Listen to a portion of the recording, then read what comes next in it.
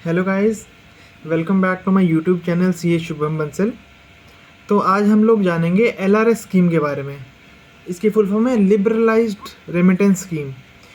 तो ये आरबीआई द्वारा इंट्रोड्यूस करी गई है स्कीम, और इसका मेन पर्पस है कि जैसे कोई किसी भी पर्सन को जैसे इंडिया से बाहर पैसे भेजने हैं, चाहे वो एजुकेशन के लिए हो या मेडिकल ट्रीटमेंट के लिए हो, चाहे वो ट्रैवल के लिए हो, चाहे वो इन्वेस्टमेंट के लिए हो, तो उन चीज़ों को ये बेनिफिट करती है स्कीम।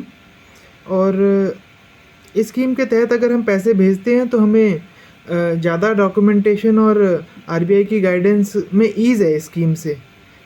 तो अभी जो इसकी लिमिट है, जो पैसे भेजने की लिमिट है, वो $2.5 लाख रखी गई है 2026 तक। तो $2.5 लाख तक आप इस स्कीम में पैसे बाहर इन फॉरेन कंट्री में भेज सकते हैं। और इसके ऊपर अगर कुछ पैसे भेजने हैं तो उसमें आपको आरबीआई की अप्रूवल लगेगी। ऐसा नहीं है $2.5 लाख में कि $2.5 लाख में कि आपको इसके ऊपर आप रुपए भेज नहीं सकते। तो एक तो ये पॉइंट हो गया। और ऊपर से अगर आप 10 लाख रुपए तक भेजते हो एक साल में तो आप पे कोई टीसीएस नहीं लगे, आपका टैक्स नहीं कटता। अगर आप 10 लाख के ऊपर जाते हैं तो depending on the circumstances to case basis आपका टीसीएस रेट चेंज होगा। और जो ये आपका टीसीएस कटेगा वो आपके 26 एस में शो करेगा।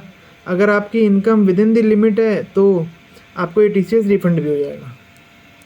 तो आइए जान लेते हैं कि क्या पर्पसेस रहते हैं इसके तहत हम भेज सकते हैं ये। जैसा कि एलआरएस स्कीम में ये है कि किसी जैसे आप फॉरेन कंट्री घूमने जा रहे हैं, कोई पर्सन किसी पर्सन को, जैसे आपका कोई रिलेटिव रहता है बाहर, उसको पैसे गिफ्ट करने हैं या किसी चैरिटेबल ट्रस्ट में डोनेशन देना है आपको, वो अलाउड है इसमें। बाहर घूमना तो हो ही गया। बिजनेस ट्रैवल के लिए जा रहे हैं, एजुकेशन के लिए जा रहे हैं, बच्चे की एजुकेशन आप बाहर करा रहे हैं, तो उसका ट्रैवलिंग, होटल, रहना सहना, एकोमोडेशन और जो भी उसकी ट्रेनिंग एंड कॉन्फ्रेंसेस में खर्चा आ रहा है वो सब इस स्कीम में कवर्ड है। एक्सपेंसेस भी कवर्ड है इसमें। मेडिकल ट्रीटमेंट हो गया और उससे एंशिलरी रिलेटेड जो भी एक्सपेंसेस हैं वो सारे इसमें कवर्ड हैं। प्रोहिबिटेड पर्पस भी हैं कुछ, जैसे कि आप अगर रेमिटेंस करते हैं फॉरेन एक्सचेंज की ट्रेडिंग में तो वो अलाउड नहीं है। कोई पर्सन को जैसे नोटिफाई कर रखा है इंडियन गवर्नमेंट ने कि इस पर्सन को नहीं पैसे देने, तो वो अलाउड नहीं है।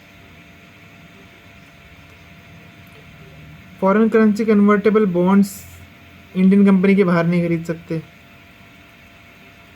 बाकी ये सब चीज़ें हैं। डॉक्यूमेंट्स कोई भी जो रिक्वायर्ड हैं ये आप अपने नज़दीकी बैंक में जाके आप पता लगा सकते हैं। तो आज के लिए गाइस सिर्फ इतना ही।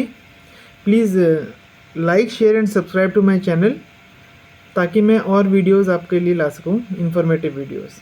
Thank you.